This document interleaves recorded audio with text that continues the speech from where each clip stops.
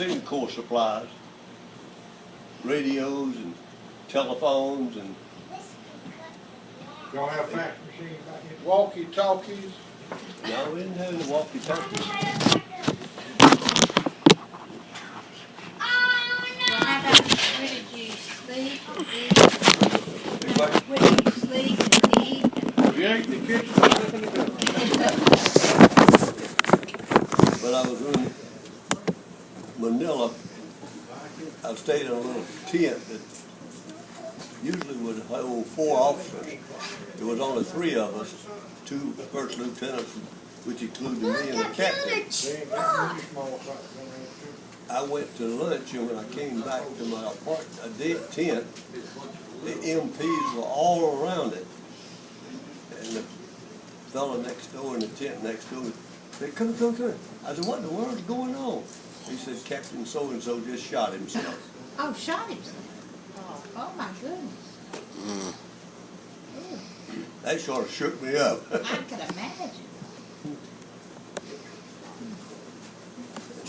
Just his brother, he said he was standing in line, in the mess line, and some snapper shot and killed the fellow next to him. Which brother, Mama's? Russell, Russell? yeah.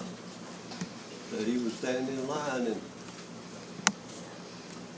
some sniper shot at him and killed the man next to him.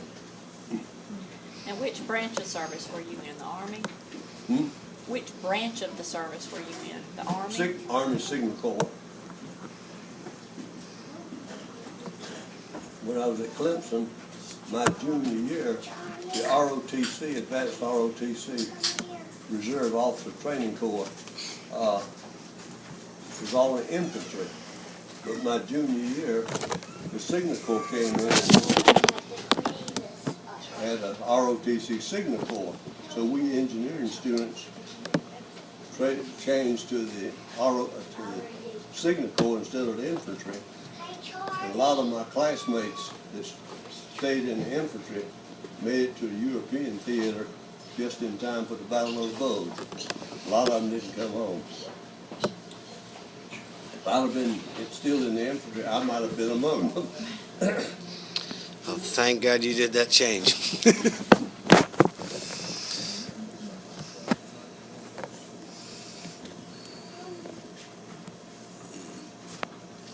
Anything else you want to ask him?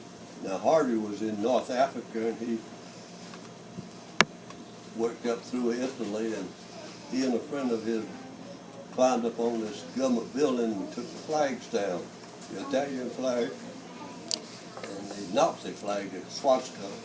And I don't know who's got them now, but he brought them home. I've got one, Lynn's got one, Bill's got the American flag.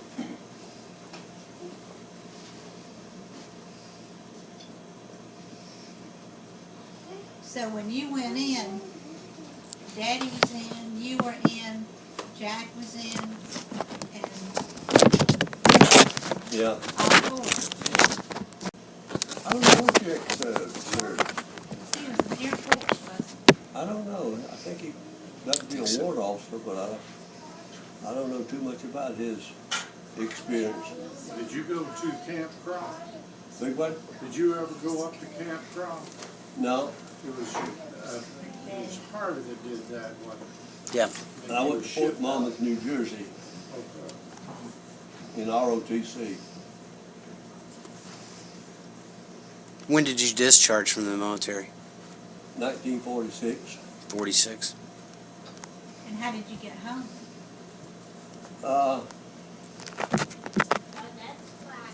Robert Turnage and I got out at the same time at Fort Bragg, and I don't know how we got home, but from there, of course, we rode the train all the way across from San Francisco. How long did that take? I don't even remember. I think we had to go down to Atlanta and then come up from Atlanta up to Fort Bragg. When you travel back and forth to the Philippines, you did it on a ship back and forth, or? I was on a ship from New Guinea to the Philippines. I was in a little small unit, 3 officers, and they wanted to fly up, and I said, well, I'll stay back and take the material up on the boat. So I kept one enlisted man, and we rode up on this freighter.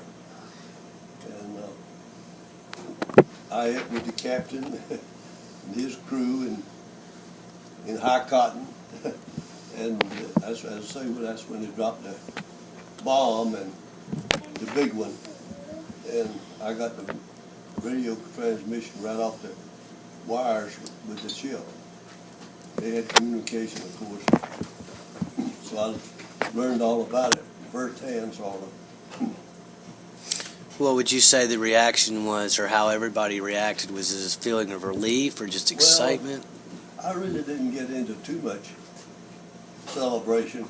Even when I came back to San Francisco, the war had been over a year, because as I say, I had to stay in the Philippines a year longer than after the war. But we didn't get any welcome when we got to San Francisco at all. Because the war had already been over for a year. And What was your rank? I got to be a first lieutenant. If I'd have signed up for another tour, they agreed to promote the captain, but I said, I've had enough of this. I won't go home. So do you think ROTC at Clemson Oh, yeah. kept you? It was a military school at that time. Of course, it's not anymore. We wore uniforms. March? It was just like the Citadel lives now, or MIT. Well, BMI? Virginia military. It was a military school when I was there.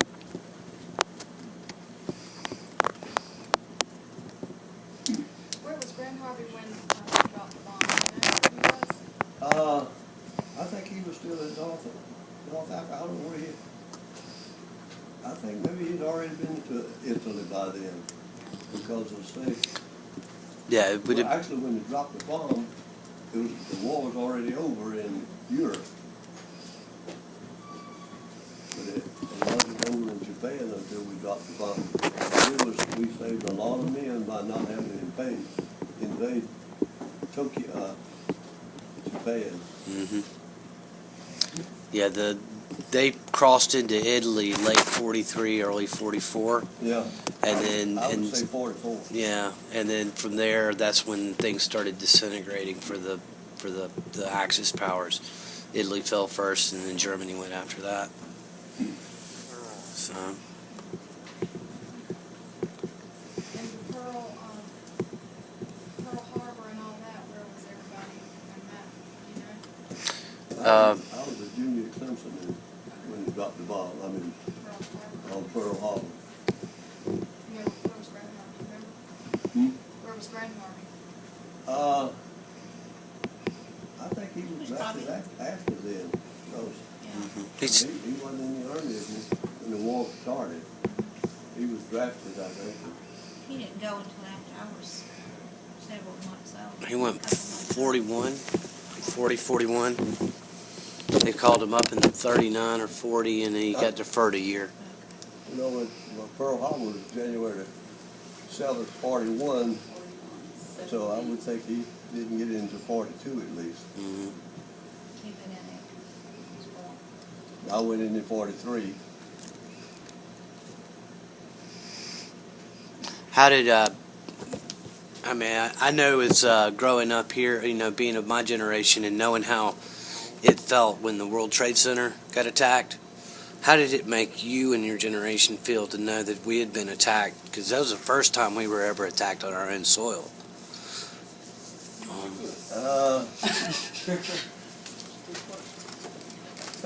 I guess I was separated enough from it that it didn't really faze me what was going on. Yeah. The world was much bigger. They didn't have YouTube and the internet. Well, that's true. That's true. Smaller now. It's a lot smaller now. Well, I don't know if YouTube was around in 2001. Well, Yeah. just look how it's even gotten smaller than with this generation. Yeah. Right, and here's our okay, reality star show. Yeah, you need to plug that into your presentation sometime. Oh yeah, we will. She's getting t-shirts made up when we get back. You know. Anything else you wanna ask? Did y'all have plenty of drinking water? Might want to sign it over this way.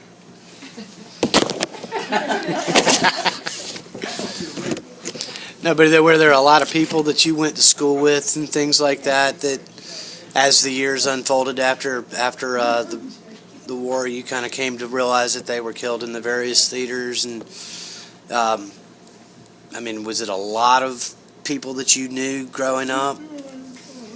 Actually, I didn't know that many people at Clemson because the electrical engineering section was, sort of separated from the others. Mm-hmm. And I guess my roommate was about the only one I ever got real close to while I was there. And of course, he went, I think he might have joined the Navy because when we graduated, the Navy and the Air Force was offering us direct commissions, ensigns in the Navy and second lieutenant in the Air Force. But the rest of us, we had to go to OCS to get our second lieutenant. And I asked them, how about turning me loose? They said, oh, you're too highly trained, you can't go. We can't turn you loose, let you go to the Navy. So I think he went in the Navy. And he came back and started work with Duke Power, I think.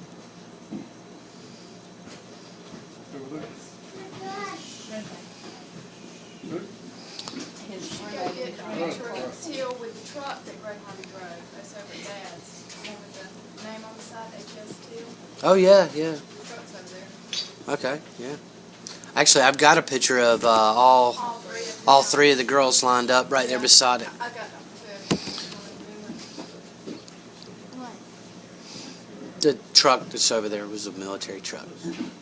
It's the one that Greg Harvey had a truck when he was in World War II that he went in and set up the phone lines and the communications before the troops went in. So he had a truck that he drove, and it's over there at Dad's house, and it's got his name on the side of it. It's the same one. It's not the same one? No, it's not the same truck. Oh, it's a furniture truck? Yeah. I thought it was the same one. It will make for a good story. No, you're selling it. No. I thought it was the same one. He got blown up. Yeah. He always keeps the water and that's it. He never finishes. He never did finish it. I never heard the end of it. Well, from France,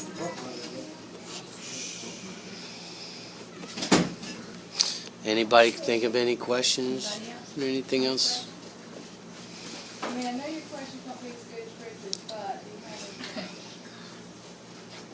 What were some of those questions those boys asked at the school? How often did people get letters from home? I guess some of them got them quite often, but others didn't. Did they get care packages and things like that? I don't think so. Not a lot of them anyway. Not like it is now. Did you know Jesse at the time?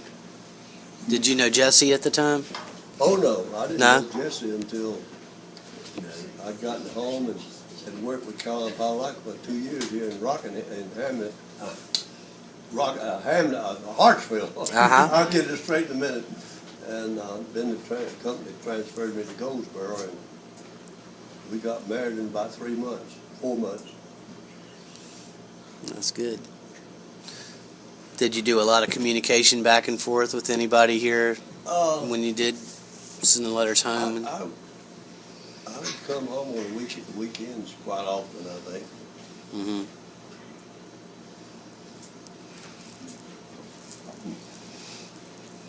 How hard was like boot camp and stuff? How hard was boot camp? Hmm? Did you go to boot camp and all that? Oh no, I went in on Friday the 13th of August, 1943. On a Friday, Monday morning, I was promoted to corporal, because that's the lowest rank you can go through OCS. Then they shipped me straight to Fort Monmouth, New Jersey, where I was in officer training for 4 months, and I got to be a second lieutenant. And then that's when they sent me to New Guinea. The whole time that you were in New Guinea in the Philippines, did you have concerns that they were going to reassign you somewhere that there was going to be action?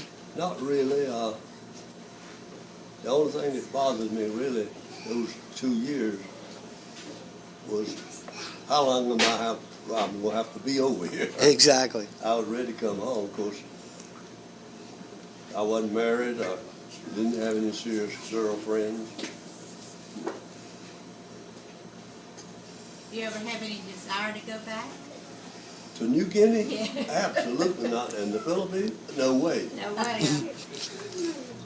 So what languages did you learn to speak? Absolutely English. I had trouble in learning English. And I still have trouble with English. What did y'all eat when y'all were over there? Did you have to eat like some of their cultural foods or? You ever heard of chip beef on toast? Yep. Don't tell them what they call it. It was known as SOS. Yeah. That was one quite often dish. I remember in New Guinea we could get Coke, but it wasn't carbonated. If you think you can drink something that's not exciting to drink a Coke without being carbonated.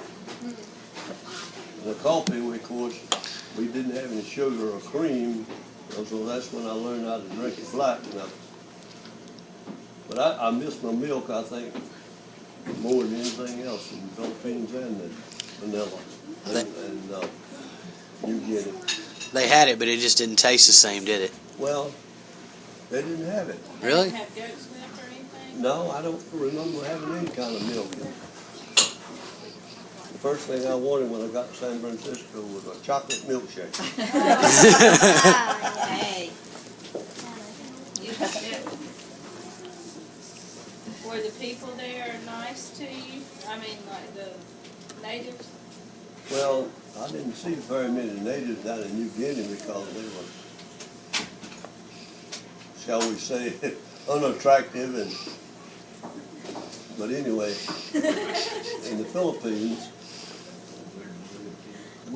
I was in charge of a warehouse that handles the small items in Singapore, like telephone, and hookup wires, and radio tubes, and that kind of stuff, even photographic equipment. And I remember one day it came a hailstorm, and the warehouse had a little shed on it, metal shed, that hail started beating on that shed, and I worked 2 or 3 Filipinos. It's raining ice. It's raining. They'd never seen hail before. It's raining ice. It's raining ice. But I worked about 4 or 5 POWs. I don't know why we still had POWs after the war was over. I don't know whether they didn't want to go home or what, but I had them unpacking boxes, and the Filipinos would put the stock in the bins, like a television, not television, but a telephone exchange, as much that always came with spare parts. They would open up those spare part cases, and we put that equipment into the bins, and when somebody wanted a part, they requisitioned it from us. Like if a radio type thing had tubes, we would had spare tubes. We would take those spare tubes and put them in stock. Were those POWs Japanese? Hmm? Were those Japanese POWs? Yeah. And I've got a little box that one of them made for me. I guess they must have had a woodworking shop or something to occupy their time when they wasn't doing something else. But anyway, he made this little box for me. And the Philippines said, why are you so nice to those POWs? They said, they're the one that bombed Pearl Harbor. I said, they didn't bomb Pearl Harbor. They're just doing what somebody else told them to do, just like I'm doing. And they couldn't understand why I would treat them like human beings. Yeah. But I thought a lot of one of them thinking enough of me to make that little box. It's got Mount Fuji on it, painted on it. You still have it? Yeah. Oh yeah. Wow. Yeah, I'm sure that's probably something that they had differing opinions of people that were in the military. Some people looked at the prisoners of war, the Japanese, as human beings that are following orders, and then every other, there were a lot of people that probably looked at them as devils. See it in here. So see, I don't know why they still had POWs. It's kind of sad.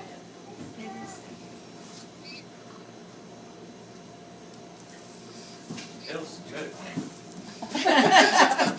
That's appropriate for 5th grade. Yeah.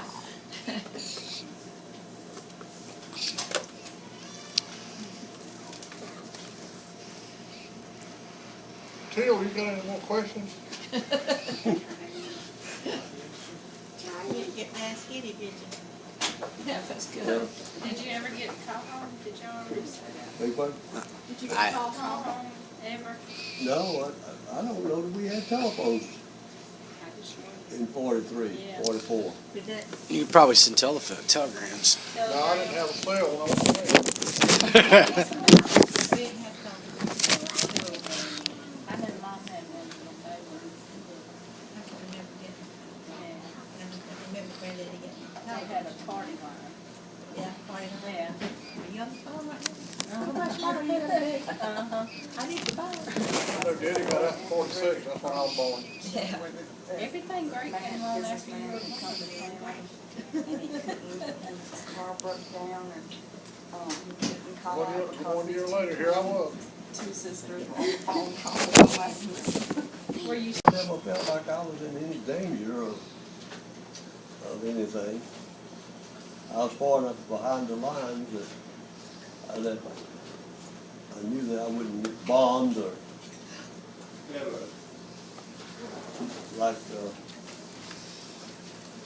when I left the United States going to New Guinea when MacArthur returned to the Philippines. So New Guinea was secure. And then when I moved up, of course, to Manila, the war was over.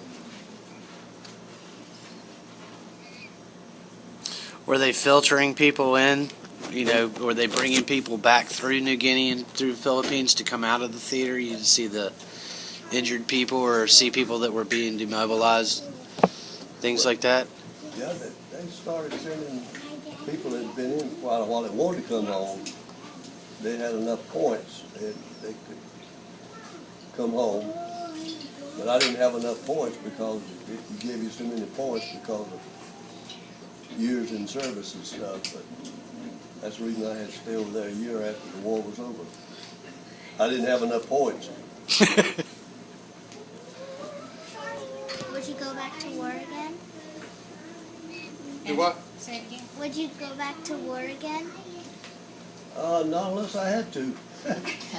I think if I'd have, That was good, Teal. they wanted to keep me in the active reserve after I got out. I said, no way, I want to be in. I think if I'd have stayed in the active reserve, I might have had to go to Korea. And I'm glad I wasn't available.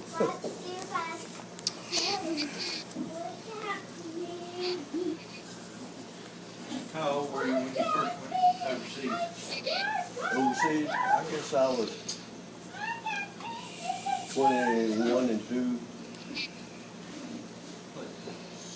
I finished country in 21. Of course, I went to service, finished in May, I guess, of 43, and I went in that fall. August the 13th. Friday. And you study electrical engineering? Yeah. Eddie all the time told us about the mule kicking you. What happened then? Well, I was 7 years old. You got kicked by a mule. So one kidney never grew. So you can live 92 years with one kidney. Did it hurt the mule's foot? Ed said that was the biggest mule we ever had. What he said was, the gentlest mule we ever had, Warren made him mad enough to kick him.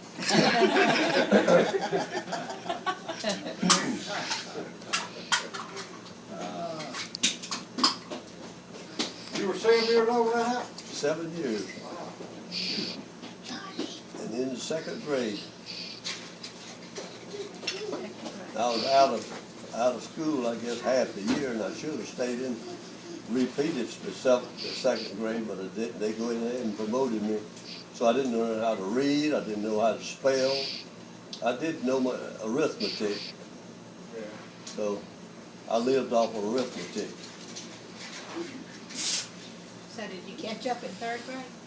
No, I don't think I ever did. Oh. Because I'm the It worst. should have held you back. I'm still the worst speller you ever heard of. And I don't read that well. English ain't real good. I didn't learn how to sound things out, you know. And just like when I first went in the Signal Corps, they tried to teach me the Morse code. Well, I learned the Morse code by knowing A was a dot and a dash. But you can't learn the Morse code by numbering the dots and dashes. You got to learn it by sound. In other words, A is not a dash and a dot, but the dot. Just like R is dot, dash, dot. The dotted. When you hear the dotted, that's a R. You hear the dot, that's an A. That's a dot. If you hear just dit, that's an E. I know how many dots and dashes, but by the time I count the dots, it's already gone to the next letter. No. So I never did learn the Morse code.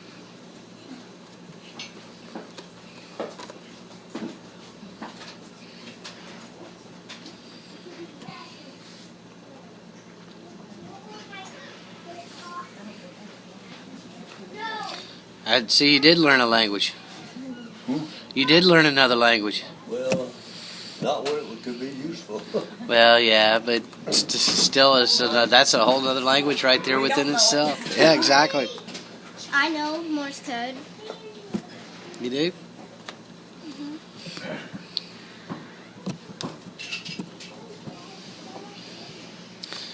Tell us a little bit about growing up here on the farm and, you know, with the brothers and sisters and some of the stuff you guys used to do. Well, I was the main one, I think, that milked the cows. I don't know if Harvey ever milked them or not. But I remember the time when I was the one that milked the cows and poured it into the separator, had to turn the thing to separate the cream from the milk. That's when the mule kicked you. You thought he was a cow.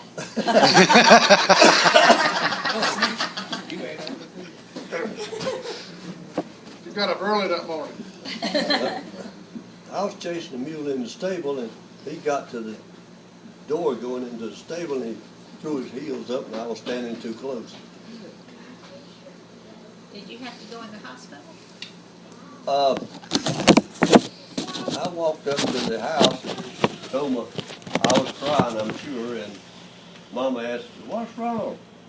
I said, I think the mule had a name, I forgot what the name was. I said, "So-and-so just kicked me." So she, of course, saw no signs of skin being broken or anything, but she still took me up to Dr. Biley's, and he looked me over and of course could see nothing wrong. So they said, hey, Dr. Biley told him to watch him for a while and see if he has any reaction. So they took me around to Aunt Lula, Uncle Louis, Aunt Lula, and they were in the living room just talking around, having a big time. They put me back in the bedroom. After a while, they checked on me, and I was as white as a piece of cotton, they tell me. So they called Dr. Biley and said, get your neighbors, and we're going to have to run him to Florence, but give him a blood transfusion. So they had an ambulance around there and headed toward Florence and laid me right beside him. I forgot who it was, but I think the first one they checked, our blood matched, so they pumped blood right out of him into me. We didn't have blood mobiles back then, blood banks.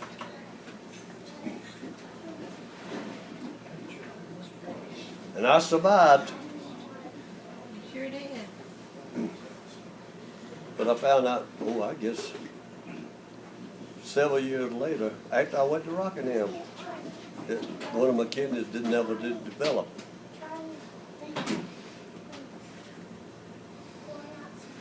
Probably didn't want much to do with mules after that either, did you?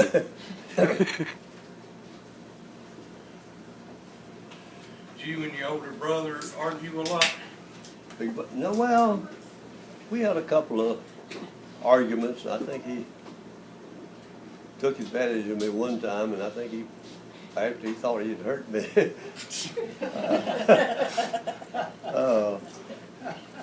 I think he was sorry, but I never did beat him up, that's for sure. He was always bigger than me.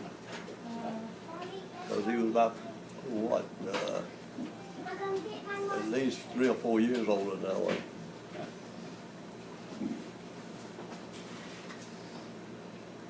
How about your sisters? Did y'all get along good? Hmm? Did you and your sisters get along good growing up? Yeah, I never did have any problems with them that I know of. They weren't bossy? Hmm? They weren't bossy? No, not as I remember.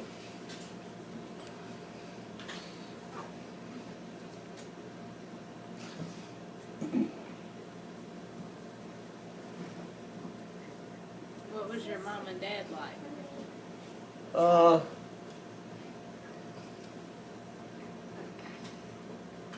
I don't think they ever did have too much trouble with me. I don't ever remember any particular punishment that And I always heard you were grandmama's favorite. Well, I think Grandmama thought more of me, and I think Daddy thought more of Dot. Uh-huh. But I don't know. I know I remember that when I first brought Jesse down here we were going on to Greeleyville to get Bill a Stackhouse to marry us, and I asked my mother, I said, well, what do you think of Jesse? She says, it's not what I think of her. You're the one going to have to live with her. I never did know whether they approved of her or not, but They did. What were your grandparents like? well, of course, I never did. Daddy's father died real early when he was real small, and she remarried and married Warren Johnson, and they had 2 daughters and 2 sons, I think, after she remarried. And Do you remember his name? Your granddaddy's? no, I granddaddy's really name? don't. That surprised me that Daddy never did have anything much to say about him because he was so small, I think, when he lost him, that I don't think he ever had any really connections with his daddy. What happened to him? I don't know. You don't know? I know that, as far as I know, I don't even know where he's buried, and I don't think Daddy ever went to his grave, as far as I know.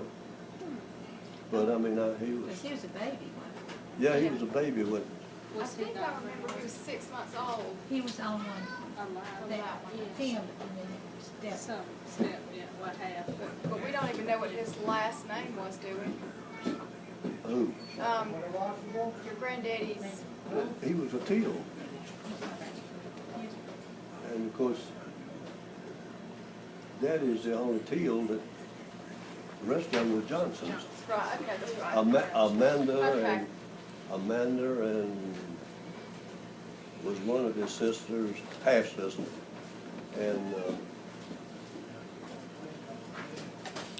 oh shoot, I can't think of the one that lived in Raleigh. Lucia May. Who? May? May, yeah. Lucy May. And then he had two sons, Ike and Cord. Now, what about your mom's parents? Were they, Mm-hmm. your mom's parents, were they around? Yeah, I never did know them, my granddaddy and my grandmother, but they lived right across the street, road there from the church, where Marion Jr. lives now. And I'm not sure, but I think Daddy started teaching school at Antioch, and that's when he met my mother. Yeah, I heard that story. And Grant Harvey was born in that house.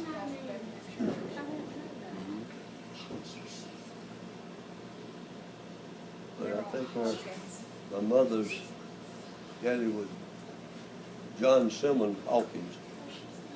And I don't know what her mother was. I know she was an owl before she married the Hawkins.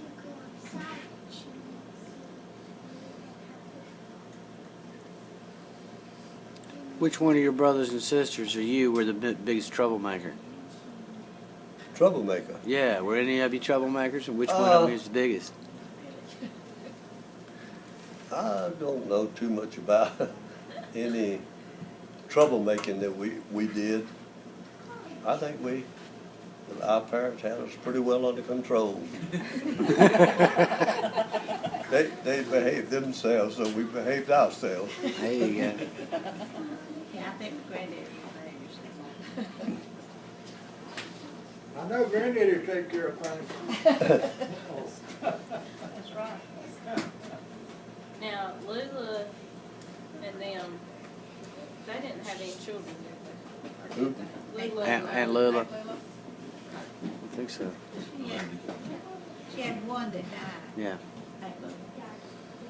And Louis was real nice. Oh, yeah. I wish I'd met him. I know. He was a sweet man. He looked like he'd be very kind. He's like my favorite family member. I'll leave him. Louis? Louis. He died before you were born. I know. I got the pictures. I hadn't hung him up yet because Brad fits my dining room. I talked to him that his not even kin person loves him. Pictures still. I hope that your great-great-grandchildren villages has my pictures. And your cousin Chris. Now Lula, they say Lula was kind of tough, was she? Yes. Oh, yeah. Yes. Oh, yeah. She was tough. Uncle Warren, was Whatever Aunt Lula Pete kind of wanted to do, tough? He called her Pete. Aunt Lily called Pete. Whatever Pete wanted to do, that's what they did. I remember going over there.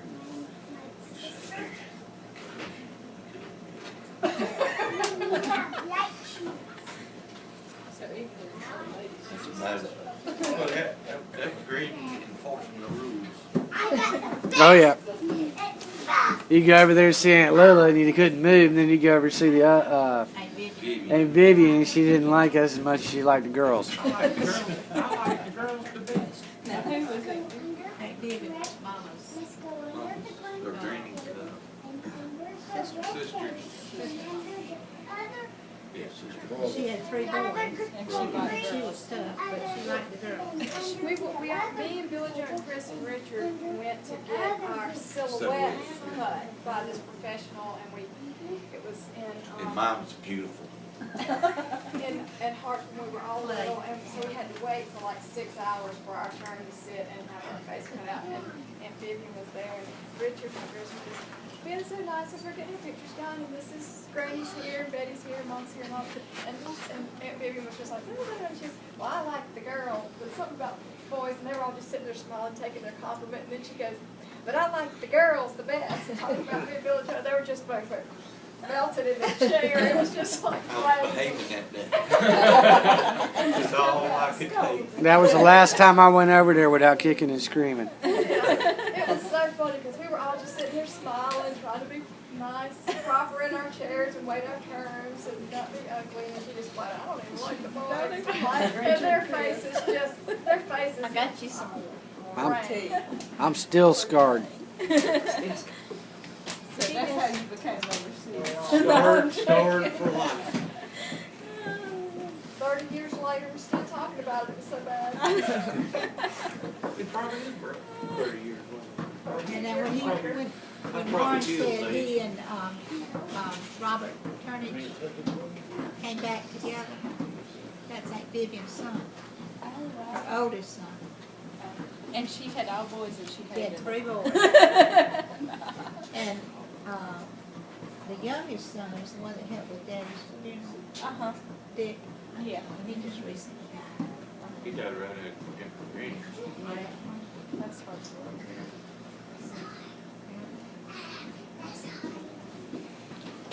Well, what'd you do growing up? What did y'all play? Since you didn't have What'd you do for Xbox, fun? cell phones, TV, and internet, what did y'all do all day? Milk cow. Work on the farm. Put in No, tobacco. for fun. For fun. Did you ever go swimming? I remember picking cotton right up there on top of that hill over there. You didn't have That- take-out pizza. That's when Daddy lost my ring, and when I came home, he had bought me another one. And what's the name? Her son was out there playing and found it. Joy's son? Yeah, So your Clemson ring? yeah. When I found out I was going overseas, I had been through the obstacle course, and you had to reach up, and grab the wall and work yourself over in the obstacle course. And one day, the fella in front of me reached up to make it, and he had a ring. He had a ring on, and he didn't make it, and he fell back, and he just tore his finger up with that ring. And I said, well, I'm going overseas. I'm going to send this thing home. So I sent my watch and my ring home. And, of course, Daddy hadn't graduated from Clemson in 1950, and he started wearing it. And he was helping them get the cotton up, tying the sheets, and all. And somehow or another, it slipped. That made his hands real slick, and it slipped off of his finger. And he couldn't find it, or he didn't know where he'd lost it, really. And so by the time I got home, he had ordered me another one. And her son was out there playing in that sand, that soil, and found the thing. Oh, my goodness. And they thought it was Harvey's, but it had my initial in WHT in it. That's all it had inside of it. And of course, Bernie knew it was mine. It had, of course, the 43 on it when I graduated. And then I turned around and I lost it. Oh, no. Several years after, but it was much smaller, and it wouldn't fit on my ring finger. So I was wearing it on my little finger, and it was too big for my little finger, and I was out somebody's 50th wedding anniversary party, I think, and somehow or another it slipped off, and I don't know where I lost it. But I still had my one that he replaced it with, and I finally think I gave it to Josh, David's boy. I don't know what he ever did with it. But I had wore it a lot longer than I had wore the one that I sent home because I hadn't wore it except during my senior year and maybe a little bit in the Army, but because it still had not worn on it, but the one Daddy had bought for me when I got home, I'd put worn in it and it was pretty well worn out. What's your middle name? Warren Hawkins, Hawkins. after Mama. Okay.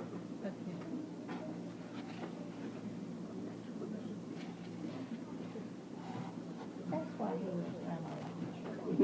Yeah, yeah. So did your grandkids? Yeah, the baby boy has it. Yeah.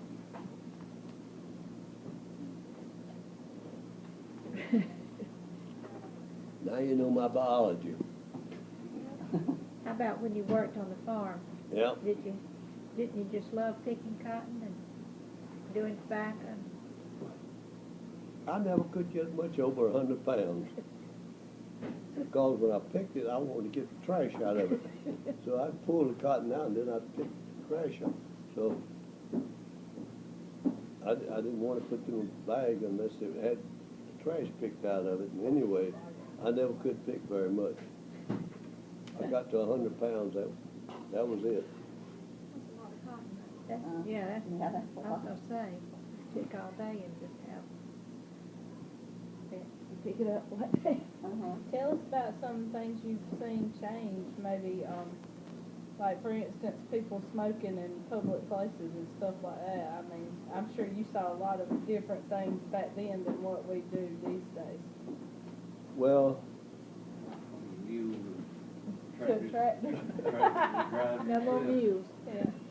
Cooking, I'm sure changed a lot. I smoked enough cigarettes that I'd go over to Waitsboro when I was in Rockingham, wait on Tuesdays and Thursdays. I'd go down to the hotel and eat lunch by myself. After lunch, I'd say, I think I'll have a cigarette. So I'd buy a pack of cigarettes. And their television was so much better than it was in Rockingham. We still were quite snowy in Rockingham, and I'd sit there and watch television because it was so much clearer and smoke those cigarettes. But I was like Bill Clinton. I never inhaled. So I never did get the habit. And then when I never did smoke too much cigarettes, but then when I guess got nervous or something, had problems with my work, I'd sit at my desk and smoke a pipe. There again, I never did inhale. Of course, you don't inhale smoke from pipes. But anyway, I was sitting there after I retired, holding David, and he had a little bit of a breathing problem, and I was puffing on that pipe. I said, you know, this ain't good for him, so I laid it down there and picked it up since.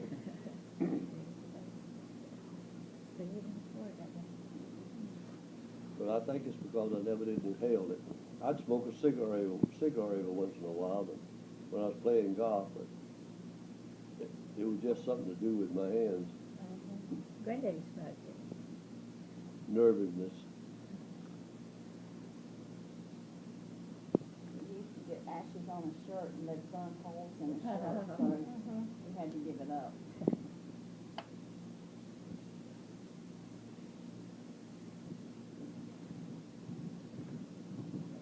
What did your mama used to cook? Everybody, Did your mom used to cook big meals? oh yeah, she'd always have good cooking.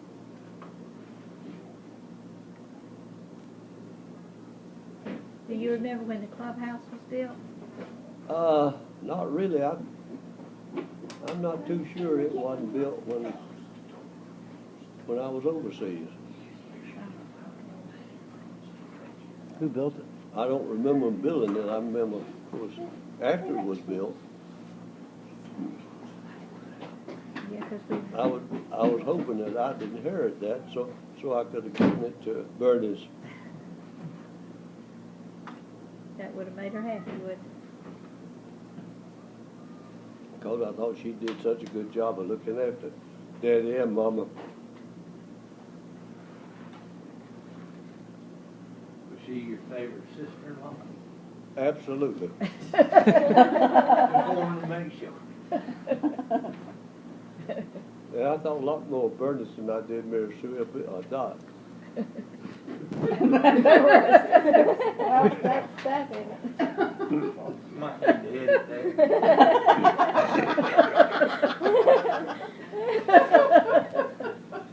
You can't choose your kin, can you?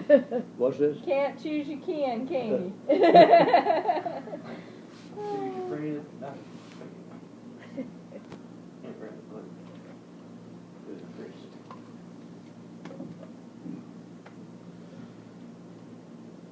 Yeah, I don't know, I shouldn't say this, but for a preacher, I didn't quite approve of Bill, but it wasn't me to approve him or not.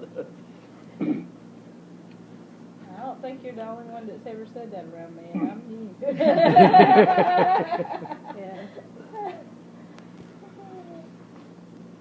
Yeah. I can remember when I was little, they would come for Christmas and I'd cry, I'd go home. Oh, really? Well, Jesse and I visited them quite a few times. As far as I know, they have never set foot in our house. Yeah, I didn't know. Mary Sue and Bill. I didn't really know them. And Jack and Dot either. Yeah, I mean, I knew them from coming down here to visit y'all, Well, but I didn't know them. Jack and Dot had so many children, I can't imagine taking And Well, then, we didn't go anywhere to Clemson anyway. yeah. That's about the only place I ever heard him go, in New Jersey. You'd have to rent a bus. Jack would go on trips like to Costa Rica and different things, but I don't remember Dot ever going anywhere. They never. Or as a family, yeah. Did you guys take vacations or do anything as a family? Do you remember ever doing anything with the? We couldn't afford it. Gilwall rode bicycles, didn't he? Well, He's talking about Oh. with his mom and dad, I think. Yeah. I'm going to fixed income. That's right. Yeah, but like when you went to the beach, did you go to the beach the first time with friends, or did your parents take you? Or I think Uncle Lou and Aunt Lula took us down there one time. They have a station wagon with the wood siding. And I remember walking along the beach. I was a little afraid of that water coming in. I didn't know it would stop. So I was a little, I must have been a little, pretty small fellow when we first went to Myrtle Beach. But I wasn't too comfortable walking along the beach because I didn't know where that water would stop when it got to the beach or not. That was a lot of water. They had a nice house.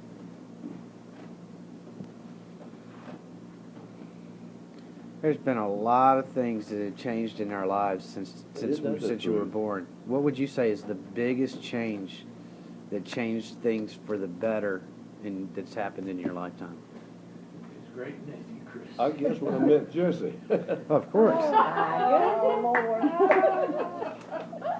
What's the second? After David and Donna, so then what? And after Betty and Billy and Lynn, and then after Blake. The reality star show. Laying down. How'd you start playing golf? You wouldn't guess where I played my first round of golf. Philippines. When I went to the Philippines, Manila, they sent me on R&R. And up in a place, northern Luzon, where they had a camp up there called John Hay. It was very much like Asheville, but as far as the fountains and stuff. And I had gone on little trips, around in the area. It was pretty close where the Japs had first invaded the Philippines, Lagayan Gulf or something. I've forgotten what the name of it. But anyway, I had played badminton. I had went bowling, done everything I thought I needed to do. When somebody said, "Let's go play golf," I said, "I can't see any fun in that." So he finally talked me into it, and they had, of course, clubs that we could use. And I remember they had sand greens. And one through par three, I remember, they had a target up in the tree. The tee was way up here and the green was way down. You couldn't see the green from the tee. And that target up in the tree was what you aimed at. Of course, you had the distance and the direction. And if the target was up there, you would hit. But if the target wasn't up there, you couldn't hit because there'd be people on the green. When you left the green, you had to smooth your tracks out off in the sand, and then you raise that target back up, telling people they can hit the ball. But I remember that hole. That's where I played my first round of golf. They had a country club outside of Fort Monmouth, New Jersey, and that's where they had built officers' quarters out there on the area, and I could sit in my room and see them playing golf. And the fellow said, "Let's go play golf." I said, "I can't be in the fun."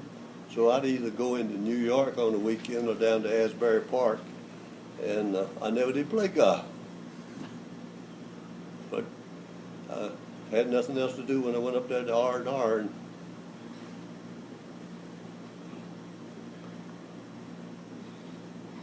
that's where I hit just enough good balls. Well, why can't I hit them all like that? Oh, yeah. Wasn't many good ones, but there's one or two that make you go back. Right. Well, so you became a pretty avid golfer? Did you play golf a lot? Yeah. Jack and I played quite a bit when I was here, but after I came back to Rockingham, especially after I retired, I'd almost play every day of the week. I don't know what I told you or not, but the biggest argument Jesse and I ever had, this friend of mine would pick me up early on Saturday morning, which was the only day I could play golf. And he picked me up, and we went out, and after 18 holes, he said, "Well, let's play another 9. I said, "Okay." Of course, he was driving, so I had to go along with what he said because I couldn't walk back. So we played another 9. And after that, we said, "Well, let's go and play 9 more."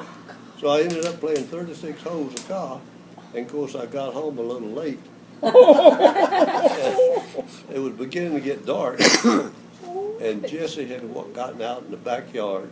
I had planted ryegrass, and it had come up. She had to rake the leaves off before she could cut the grass. Then she cut the grass, then had to rake. I didn't have a catch on the mower, so she had to rake the clippings up. And I think she had worked all afternoon. And when I came in, I don't know, of course I didn't look in the backyard anyway. I didn't know what she'd been working all afternoon. But she let in on me. She really laid me low. I just sit there and took it. And a lawyer there in town had invited me to play country club in North Carolina there in Pinehurst on Sunday. So I just walked over to the telephone, picked it up, and dialed his number. Says, "I believe I'll take a rain check." You knew better to go 2 days in a row. But the next day, she laughed about it. That's because you gave up that second game. Well, you voluntarily gave up that Sunday game, so she didn't really have anything to say something to you. I don't know.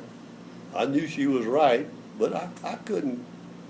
As I said, I couldn't walk home, and since he drove, I sort of had to do what he wanted to do. You're sticking to that story a long time. How many years has that been? He's talked about for about 60 years. Yeah. Consistency's the whole point.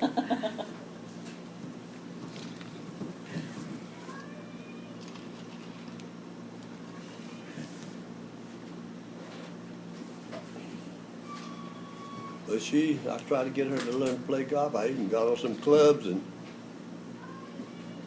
we'd go out with this other couple on Sunday afternoon and play 9 holes, but she never did. So I either had to give up golf or learn to play bridge.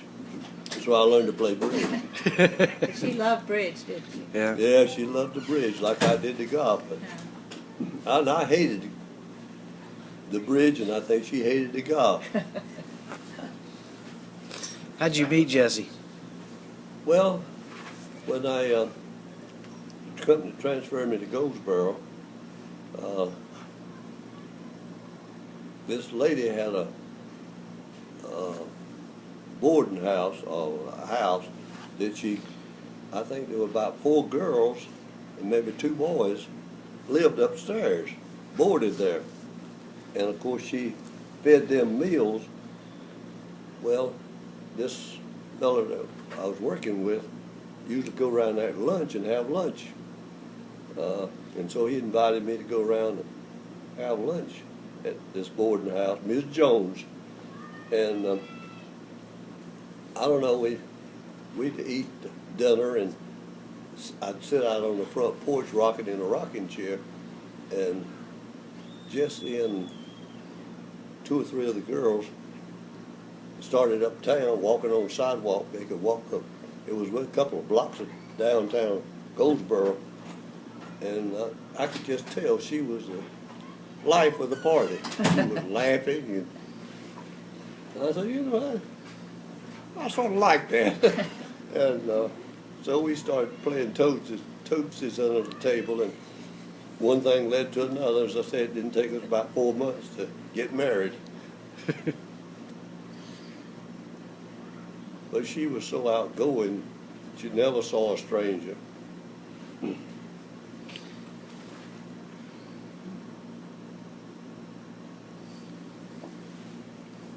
And I was so refined, you know, so so conservative. Opposites attract. That opposite attracts.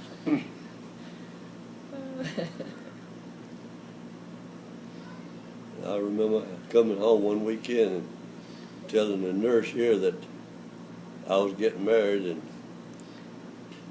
Bernice told me later, she and Bernice sort of worked together up at Dr. Violet's. She was a nurse, and Bernice was a practical nurse or something. I don't know what her, but anyway, they knew each other real well. Bernice told me that Betty had told her that she was a Catholic, and she told, I would have changed if that was the problem. And I think she was in love with me, but I don't think I was in love with her. I don't know. You broke her heart. Well, from what I gathered from what Bernie said, she hated to see me go. But I don't think I could marry a Catholic, even. There's so many things about that religion that I don't go along with. One thing is, if you have children, you promise to raise them as Catholics. Well, my kids, when they got to be 18 years old, they had their choice of their own. And the other one is, I found out not too long ago, that if you're not Catholic, you can't take communion. Which, to me, communion is something that, I don't know, but anyway, those are 2 things that I don't believe in much being able to confess your sins to a priest instead of to God. But anyway, I don't think we would have made it. Because, as I say, I liked her, but I didn't love her. You got to love somebody to live with them. Amen to that. Even then, it's hard. Yeah. We're all glad you made you and Jesse Yeah. made that decision. Do you remember the first time you ever met Granny, when Gran Harvey brought her home? I guess. Yeah, I remember them. They had gone somewhere and gotten married, and they drove up into the yard and they seemed like they sit in the car for I don't know how long. Finally came in and told us that they were married. I think that might have been the first time I'd seen Bernice. How did they meet? I don't know. I think Harvey was working at a Texaco station.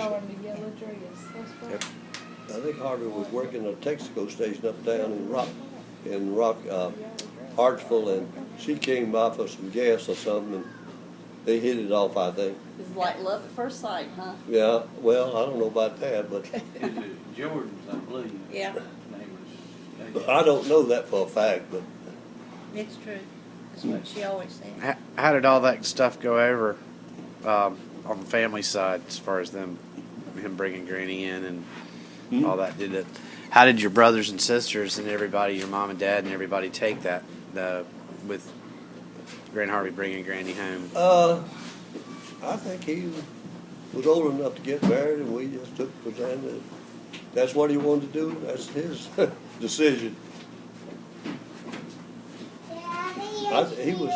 He was quite a rounder, I think, before you had met Bernice. He's a rounder. Let's say a lot. I think he was a lot more active than I was with the women. That's hard to believe. That's where y'all get it from. How long did they date before they got married? I have no idea how long. Daddy, can I have my summer candy? Just a couple of pieces. Okay. Rounder.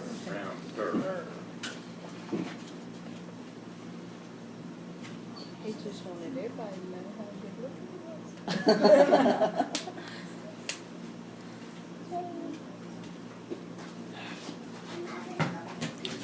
Teal, you want to ask him? Y'all lived in Rockingham, you and Jesse?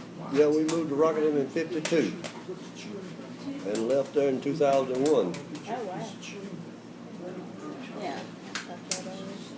Yeah. They moved to Pinehurst the month after September 11th happened. Because Mama had been diagnosed with Alzheimer's like a year before. What's Ricky there? You missing it, Dad. Huh? You've been missing all Warren stories. You remember any stories about Uncle Billy when he was little? Oh, Lord. Not that I can tell. Not that I can tell. Don't worry, we'll edit this. Do you remember the tomato story? Was that real? The what? The tomato story. Tomato. Yeah, where he threw the tomato and No. that Grandma Teal that he hit in the head, or was No, I don't remember That that. was real. Who'd you hit in the head, Billy? Grandma, Grandmama. she just had her head on. And then blamed it on the poor souls on the side of the The road. man walking down the road. I was in the back seat of the car. Grandma was driving, going to the back of market. Grandma had some tomatoes in the car. Here comes this little black boy riding a bicycle with his beat, and I grabbed the tomato, and I rolled the window down, and I threw it out the window. And it hit the ground, had that post in the middle, it hit that post, and went in all Grandma, I was sitting right behind the driver, went all in her hair. She said, "Woo, what was that?" I said, "That man threw a tomato at us." And Lonnie Tyler was in the front seat. We went about another mile, he said, told Grandma, "I threw that tomato." Boy, she was in, but she just had her hair done. We were running on about 30 miles an hour, about the same sort of speed as the boy on the bicycle. I didn't think we were going to ever get to the back of our. Yeah, because when you rode with her, so-and-so lives here, so-and-so lives here. Well, Warren, of all the entrepreneur situations you've been in, the diversification of the situation, have you ever flown an aeroplane in the water? That sound good, Chris? Richard? Sure. I got to get a deep one. Have you ever flown in an aeroplane? I never been in one. Are you kidding?